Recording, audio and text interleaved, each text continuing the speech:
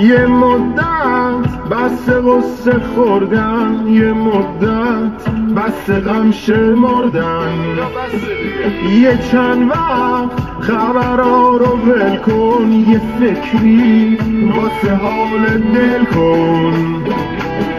اگه یارو عشقی نداری که زد روی شونش بذاری، نمیخواب شب زنده داری، به حرفم عمل کن، خودت رو بغل کن، یکم با خودت اشغال کن، غم و استرس ها رو چال کن، نشین از خودت هی سوال کن که بعدش چی میشه، چون هیچی نمیشه.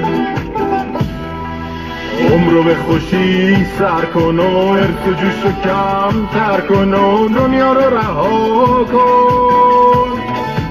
زندگی بمون بنده حال بد کیلو